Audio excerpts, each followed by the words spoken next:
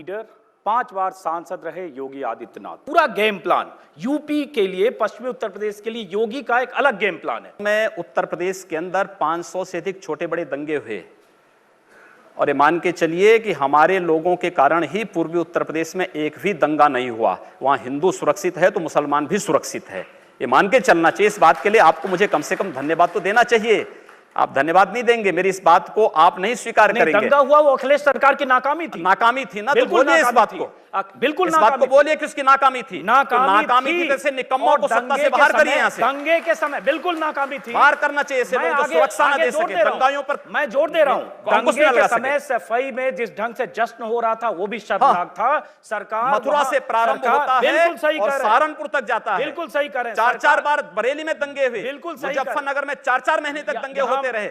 अगर सरकार मुस्तैद होती तो जिस ढंग से दंगे कई दिन तक भड़के, शक्ति का संतुलन हम लोग पूर्वी उत्तर प्रदेश में कर रहे हैं और आवश्यकता पड़ेगी पश्चिमी उत्तर प्रदेश में वो संतुलन करेंगे, सबको सुरक्षा देंगे, लेकिन दंगाइयों को किसी भी स्थिति में बख्शेंगे नहीं। तो ये आप डरा रहे हैं। डरा नहीं रहा हूं मैं, हम लोगों ने नियंत्रित किया है, बिना सत्ता के बल पे किया है और आगे भी करेंगे हम लोग। जिस ढंग से आप डरा ये रहे हैं पश्चिमी उत्तर प्रदेश के लोगों को, मैं डरा नहीं रहा हूं, उनको जागरूक कर रहा हूं कि जिस ढंग से पूर्वी उत्तर प्रदेश में गोरखपुर में आपकी हिंदू युवा वाहिनी जिस ढंग से काम करती है, गोरखपुर ही नहीं, हम लोगों ने आजमगढ़ को भी नियंत्रित किया है। अगर जरूरत पड़ी आजमगढ़ से सब लोग डरते थे, अब आजमगढ़ में हर व्यक्ति जा सकता है। अब आजमगढ़ में जाने में किसी को संकोच नहीं।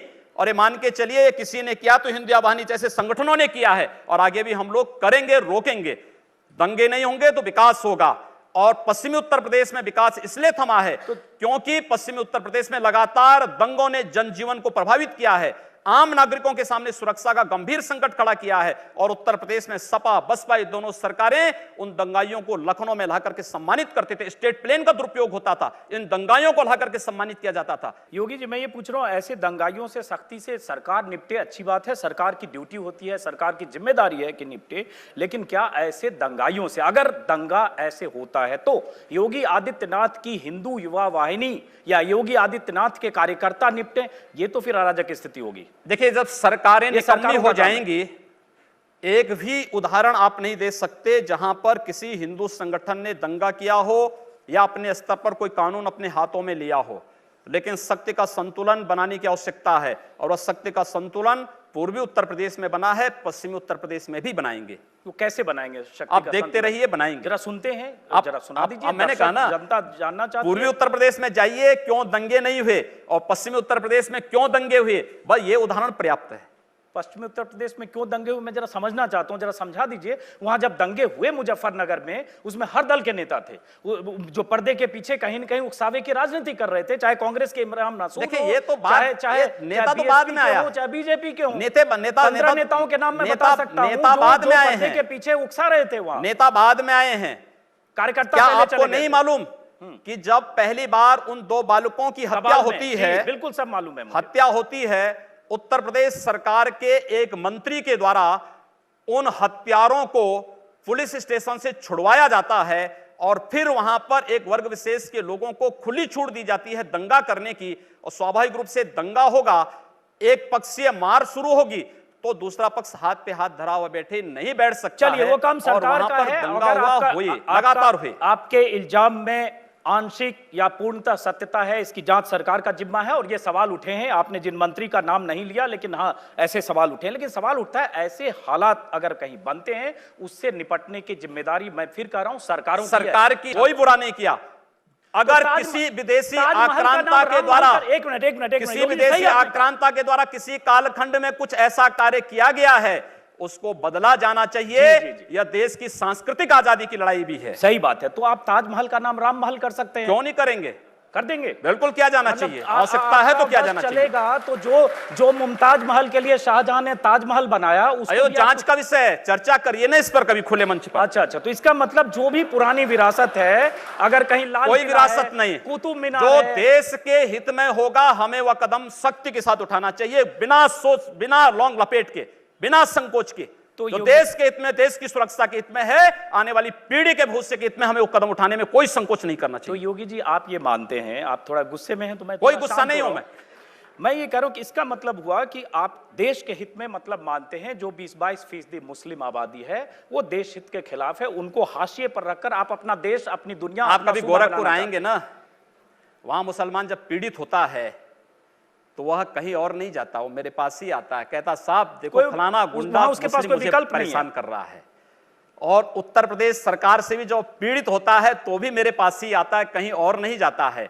अकेले सांसद हूं जो 2, 3, 4 घंटे पब्लिक के लिए खुले उसमें बैठता हूं, कोई सुरक्षा नहीं, कोई तामझाम नहीं, कोई भी आए अपनी बात कहें और फिर अगर बातचीत से मानेंगे ठीक, नहीं तो आंदोलन का रास्ता वहां तय होता है।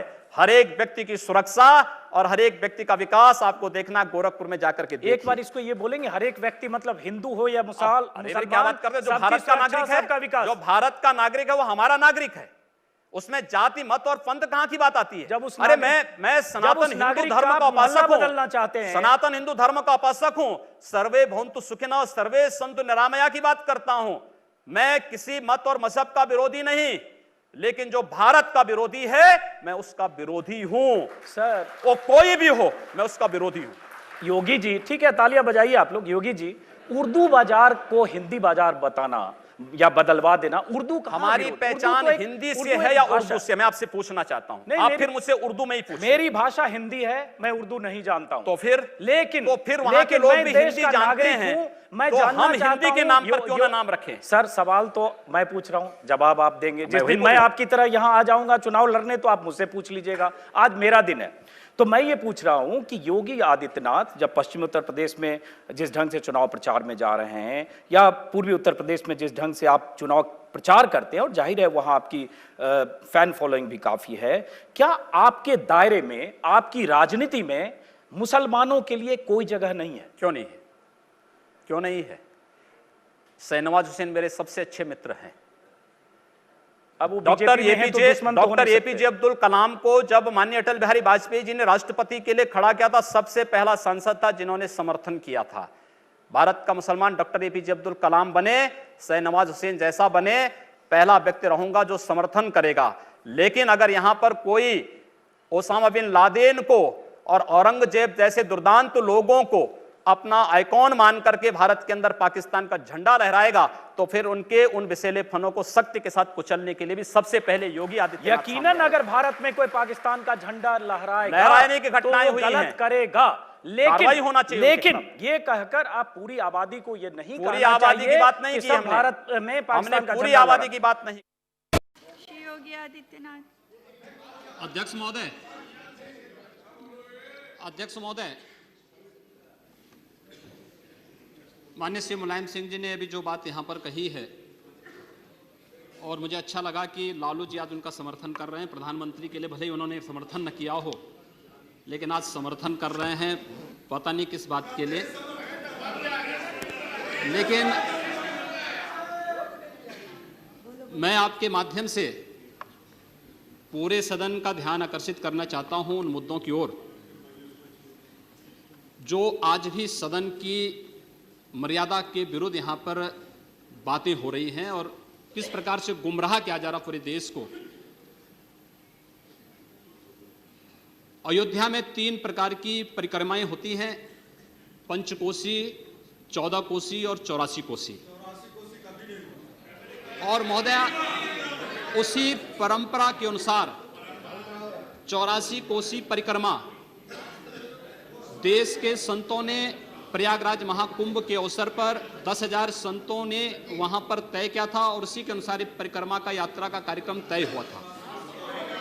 महोदया, मैं स्पष्ट कर देना चाहता हूं कि अयोध्या में श्री राम जन्मभूमि, जिस पर माननीय उच्चतम न्यायालय ने इलाहाबाद उच्च न्यायालय की खंडपीठ के निर्णय के बाद स्थगनादेश दिया है, उससे 25-30 किलोमीटर दूर बस्ती जनपद के मखोड़ा नामक स्थान से, जहां पर महाराज दशरथ ने पुत्रेष्टि यज्ञ किया था, उस स्थान से इस परिक्रमा यात्रा को प्रारंभ होना था और विशुद्ध धार्मिक यात्रा थी।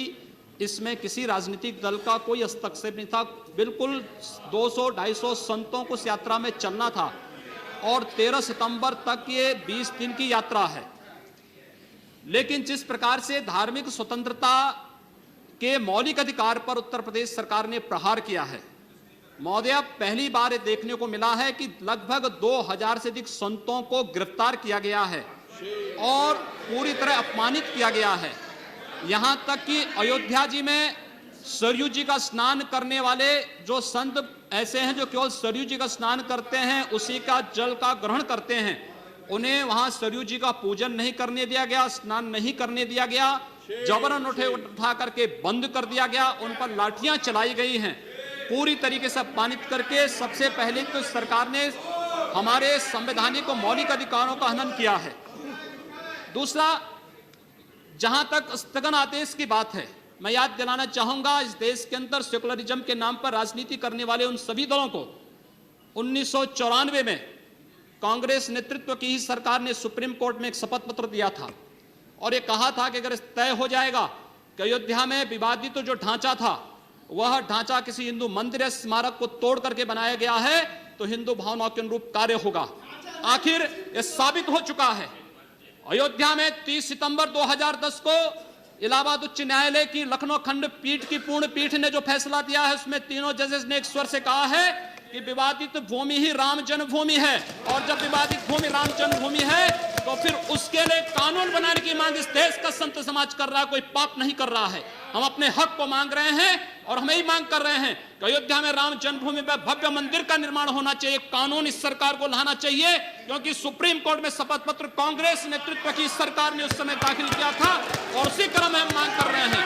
और संतों को उनके हकों से वंचित किया जा रहा है, उनके धार्मिक यात्रा को प्रतिबंधित किया जा रहा है, उन्हें अपमानित किया जा रहा है। और किस समाजवाद की बात मुलायम सिंह जी कर रहे हैं, किस संविधान की बात कर रहे हैं? ये समाजवाद है। स्वयं राष्ट्रीय अध्यक्ष हैं, इनके 2 भाई महासचिव हैं, इनका पुत्र प्रदेश अध्यक्ष है। कौन से समाजवाद की बात करते हैं? परिवारवाद की बात करते हैं। बेवकूफ बना रहे देश को, ये केवल देश को बेवकूफ बनाने का कार्य कर रहे हैं और बेवकूफ बना करके समाजवाद के नाम पर समाज को बेवकूफ बना करके सेकुलरिज्म की ध्वजियां उड़ा रहे हैं। 30 दंगे उत्तर प्रदेश के अंदर हो चुके हैं। मोदी, एक वर्ष में 30 बड़े-बड़े दंगे, हर दंगे में हिंदू प्रताड़ित हुआ है, हिंदू जेल में बंद हुआ है। और ये सरकार परंपरा की बात करती है। किस परंपरा की बात इस सरकार कर रही है? क्या आतंकवादियों के खिलाफ दायर मुकदमों को वापस लेना कौन सी परंपरा का हिस्सा है? ये सरकार उत्तर प्रदेश के अंदर जिस प्रकार से सरकारी जमीनों को कब्रिस्तान के नाम पर आवंटित कर रहा है, कौन सी परंपरा का हिस्सा है? जिस प्रकार से वहां के गरीबों, वहां के पिछड़ी जाति, वहां के अनुसूचित जाति के हकों पर डकैती डला करके यह सरकार जिस प्रकार से जंगल राज कायम की उत्तर प्रदेश के अंदर, आखिर वो किस परंपरा का हिस्सा है? और इसीलिए मैं आज के इस माध्यम से आपसे अनुरोध करना चाहूंगा, उत्तर प्रदेश सरकार ने उत्तर प्रदेश के अंदर हमारी धार्मिक भावनाओं का अपमान किया है, संतों को अपमानित किया है। इस सरकार को रहने का अधिकार नहीं होना चाहिए, इसे तत्काल बर्खास्त किया जाना चाहिए। आपसे मैं ये अनुरोध करूंगा कि भारत सरकार से मैं ये मांग करूंगा, ये सरकार लड़ाने का कार्य कर रही है, यह केवल मुस्लिम जिहादी आतंकवाद को प्रश्रय दे करके हिंदुओं को अपमानित करके संतों का अपमान करना चाहती है। और इसीलिए 84 कोसी परिक्रमा को इसने रोका है। मोदिया, जितनी फोर्स वहां लगाई गई उसका दशांश भी, मोदिया, उसका केवल दशांश भी केवल सुरक्षा के लिए देखी। 200-250 संत अपनी धार्मिक यात्रा को शांतिपूर्ण ढंग से निकालते। इस सरकार ने यात्रा पर रोक लगा करके उत्तर प्रदेश के अंदर 10 करोड़ लोगों को पीड़ित किया है, अपमानित किया है, उनको परेशान किया है। और यही नहीं, यह सरकार लगातार हिंदुओं को अपमानित करने का कार्य कर रही है। और इसीलिए मैं आपके माध्यम से अनुरोध करूंगा, इस सरकार को रहने का कोई अधिकार नहीं, इसे बर्खास्त किया जाना चाहिए।